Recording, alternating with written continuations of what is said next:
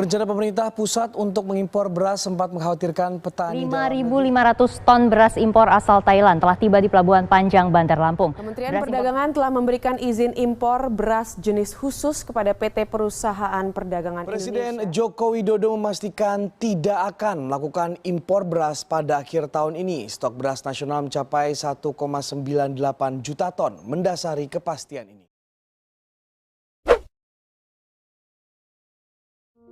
Ya, impor beras menjadi polemik Indonesia. Pasalnya, Indonesia adalah negara agraris yang seharusnya tidak khawatir dalam memenuhi kebutuhan pangannya sendiri.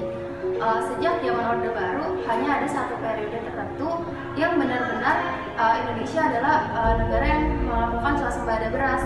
Nah, setelah masa itu, Indonesia tidak pernah lagi tidak impor beras, begitupun di era Jokowi.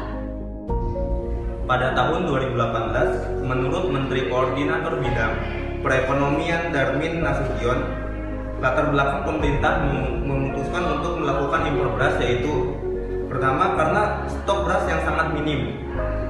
Terus selanjutnya jumlah permintaan yang melebihi persediaan yang nantinya akan membuat harga beras melonjak. Kemudian akhirnya pemerintah melalui rapat koordinasi memutuskan untuk mengimpor beras sebesar 500.000 ton. Menurut CNBC Indonesia, di era Jokowi, impor beras itu paling sering dilakukan. Dengan jumlah rata-rata volume impor beras per tahun mencapai 1,4 juta ton dari tahun 2015 sampai tahun 2018. Sedangkan pada era pemerintahan SBY, Megawati itu sebanyak 0,91 ton dan 1,02 juta ton secara berturut-turut.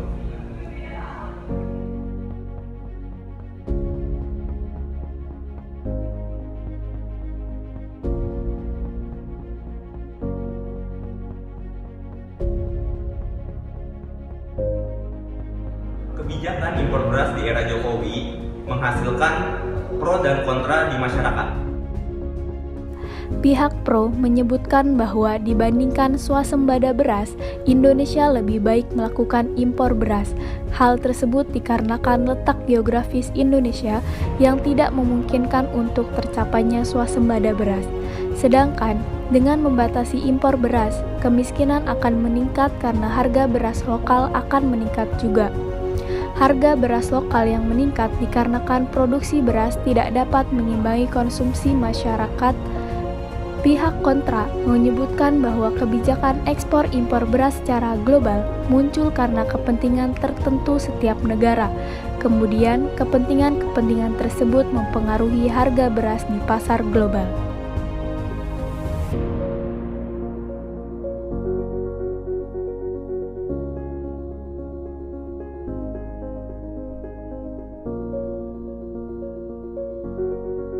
Kebijakan impor beras di Indonesia saat ini dinilai sebagai pertarungan para aktor yang memiliki kepentingan.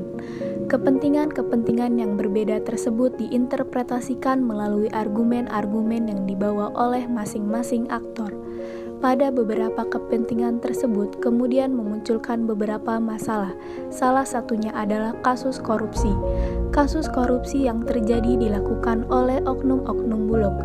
Hal tersebut di Bulog sudah terjadi secara masif dari tahun 1973 sampai 2016. Selain masalah kasus korupsi, terdapat juga masalah mafia pangan. Mafia pangan tersebut bergerak pada kegiatan usaha impor. Para mafia saling bekerja sama, bahkan mereka juga bekerja sama dengan birokrat untuk kepentingan pribadi mereka.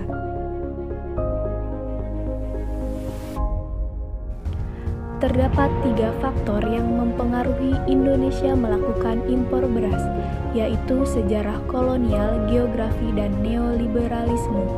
Prosedur kegiatan impor beras di era Jokowi diatur dalam Peraturan Menteri Perdagangan Nomor 01 Tahun 2018 tentang ketentuan ekspor dan impor beras.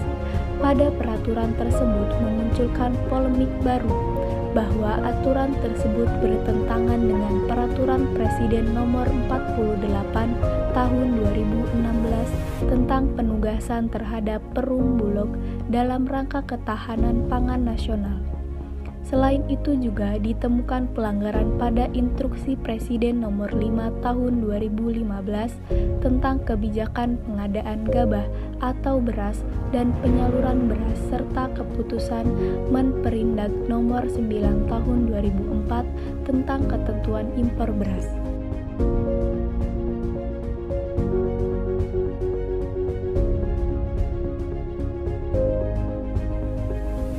Pada kebijakan impor beras terdapat bea masuk impor beras.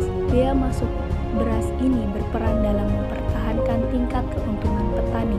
Kebijakan bea masuk beras dapat melindungi daya saing beras lokal, menjaga stabilitas harga dan penyerapan produksi beras lokal. Bea masuk impor beras tersebut memperhatikan kesejahteraan petani dan masyarakat sebagai konsumen beras.